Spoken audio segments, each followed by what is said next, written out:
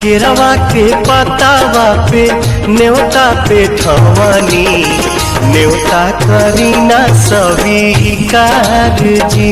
हाँ लिहिना या रख मोर आदित्य गोसा। नमस्कार, मैं शबिस्ता मलिक। स्वागत है आपका हमारे इस खास कार्यक्रम में। जैसा कि आप सभी जानते हैं कि छठ पर्व पूरे विश्व में हर्षोल्लास के साथ मनाया जाता है। बिहार और बिहारियों का इस पर्व के साथ एक अनूठा नाता है। बिहारी इस पर्व को महापर्व के रूप में मनाते हैं।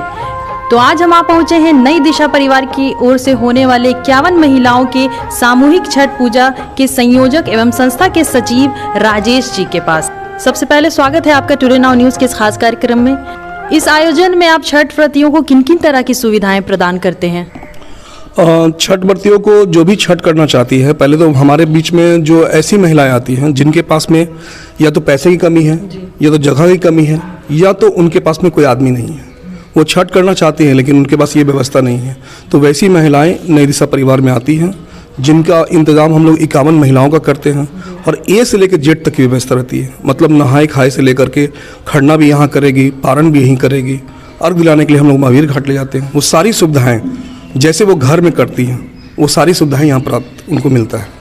अगर सामग्री का आप नाम लीजिएगा तो साड़ी हो गया, या उनके खाने का जितना भी सामान है, सूद घी है, दूध है, चावल है, उनके परिवार की भोजन की व्यवस्था है, वो सारी चीज़ उपलब्ध रहते हैं। उनका रहने सहने खाने सभी सीखे। अच्छा, परिवार इस आयोजन को कितने वर्षों से करती आ रही है और क्या सोचकर आपने इस नेक कार्य की पहल की?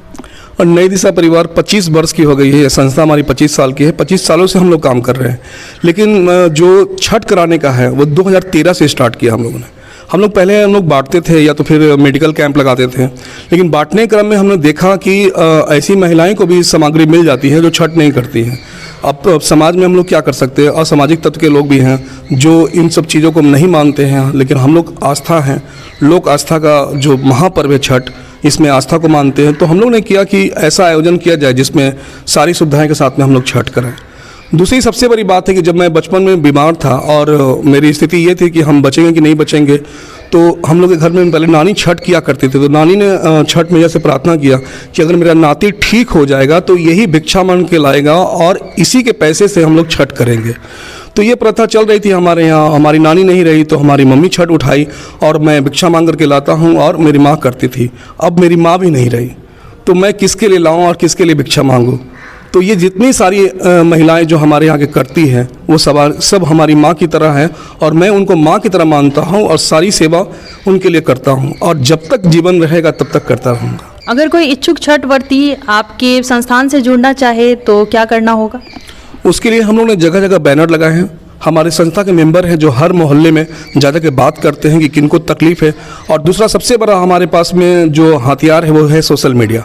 तो सोशल मीडिया के पहले ही हम लोग 2012 में हम लोग ने मीडिया ये क्या बोलते हैं, फेसबुक पर या यूट्यूब चैनल पर ये सब हम लोग बना करके डालें। उसके माध्यम से यहाँ जब आप आइएगा छठ करने के लिए तो दूर दराज के लोग भी आते हैं, यानी कि गुजरात से, मुंबई से, वहाँ की महिलाएं यहाँ की छठ यहाँ करती हैं।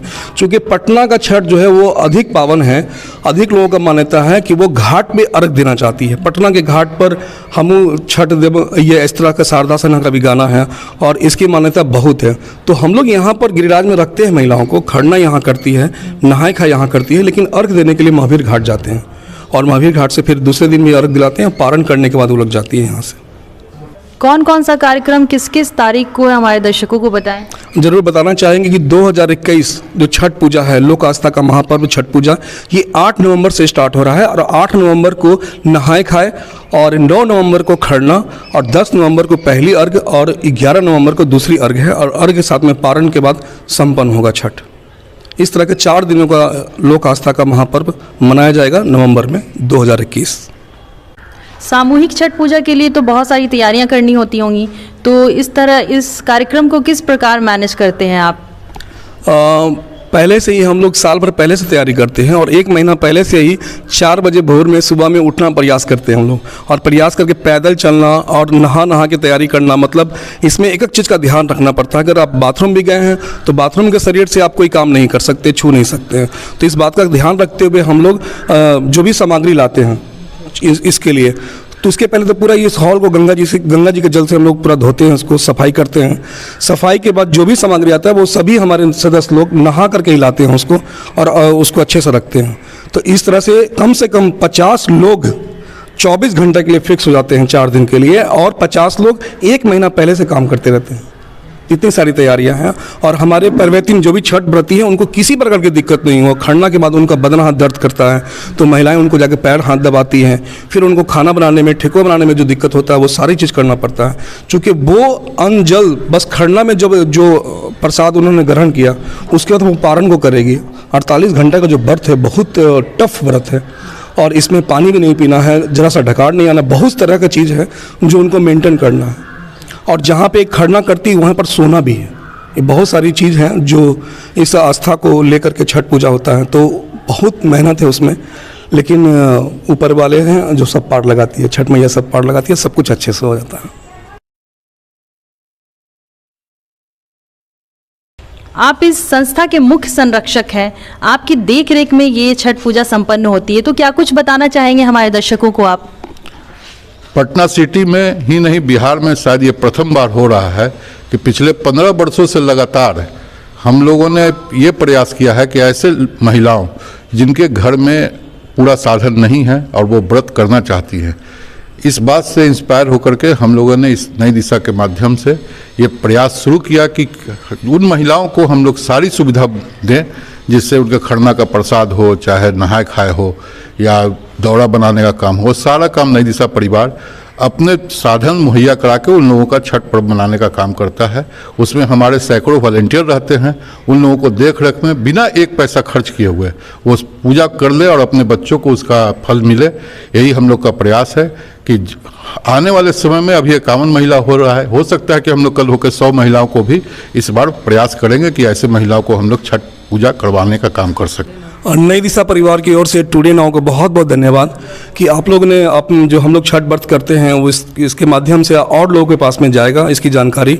और ये 2021 जो नवंबर चल रहा है, जो 8 नवंबर से शुरू होगा, उसकी पहली साक्षात्कार आप लोगों ने ली और मुझे बहुत खुशी मिला। आप सबको बहुत सारी शुभकामनाएं। और छठ व्रत की ओर से, छठ मैया की ओर से जितने लोग करने आएंगे उनकी ओर से आपको आशीर्वाद मिले कि आपका चैनल दिन दुगुना रात चौगुना हो और आप सब लोग खूब आगे बढ़े। धन्यवाद। जैसा कि राजेश जी ने हमारे साथ कुछ खास जानकारियां साझा की, तो इस नेक कार्य के लिए टुडे नाउ न्यूज़ टीम की ओर से इन्हें ढेर सारी शुभकामनाएं और आशा करते हैं कि आगे भी वो इस तरह के नेक कार्य करते रहेंगे। टुडे नाउ न्यूज़ टीम की ओर से छठ पर्व की ढेर सारी शुभकामनाएं। मिलते हैं अगली वीडियो के साथ। धन्यवाद। अगर आप हमारी इस वीडियो को फेसबुक पर देख रहे हैं तो हमारे फेसबुक पेज को लाइक करना ना भूलें, और अगर आप हमारी इस वीडियो को यूट्यूब पर देख रहे हैं तो हमारे यूट्यूब पेज को लाइक और सब्सक्राइब करना ना भूलें।